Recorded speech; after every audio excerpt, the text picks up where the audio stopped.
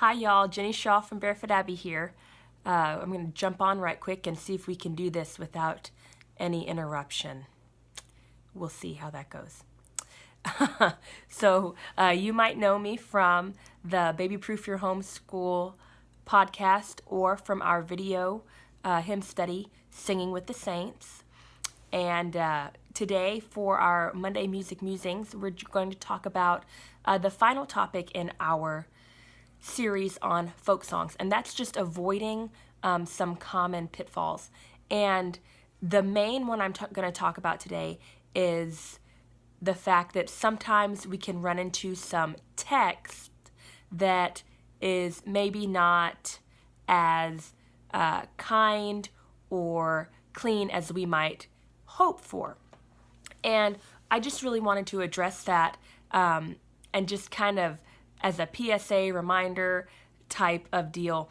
And because, first of all, I don't think it's addressed very often. It's kind of glazed over either in the songs that are chosen or put out or publicized for consumption, or, it's just kind of, I don't know, we kind of pretend that, oh, maybe it's not there, or we don't make the connection in our minds that, yes, this is from an actual period in history.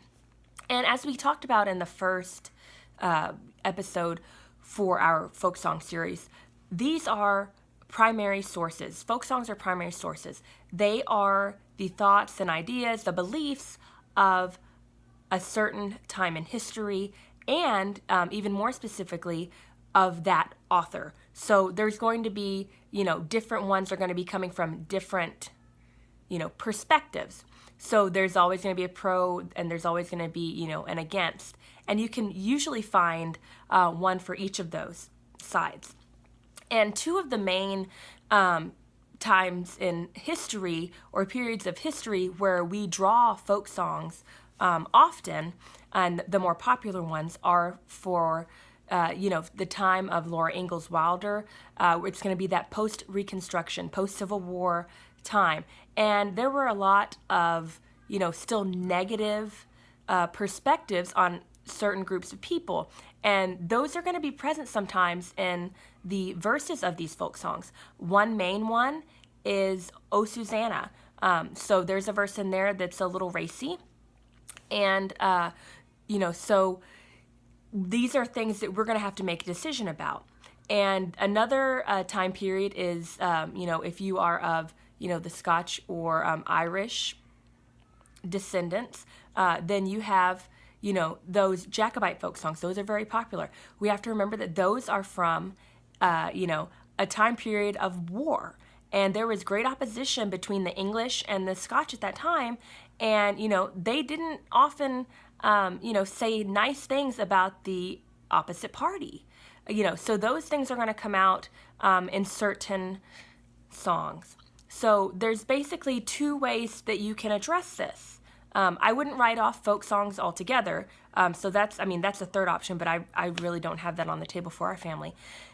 So the other two options are, you can skip a specific song, or, you can skip a specific verse. So folk songs are going to be something that you're going to need to, look at beforehand, before introducing them.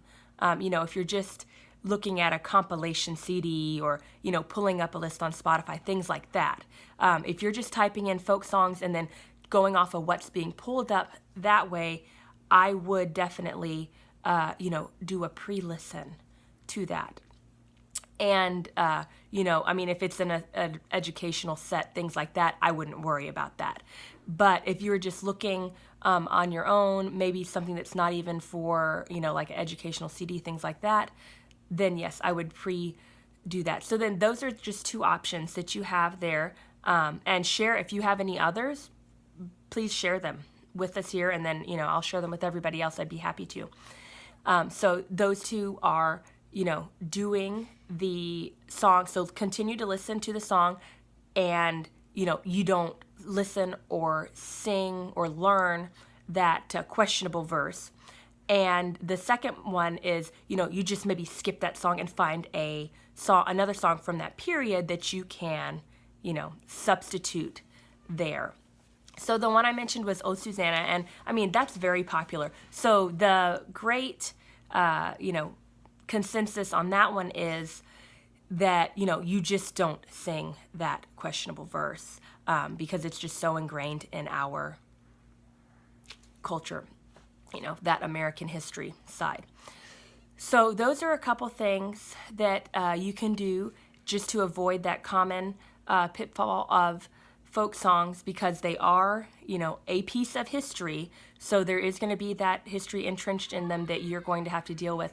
And I mean, and another thing, if your children are older, a third option could be that you're going to talk about that verse, and you're going to, say, at this time, this is what these people believed. And I mean, I wouldn't necessarily, read it to them or, anything like that. I mean, that's your personal choice with your family. But you can say, during this time in history, there were opposing views, things like that.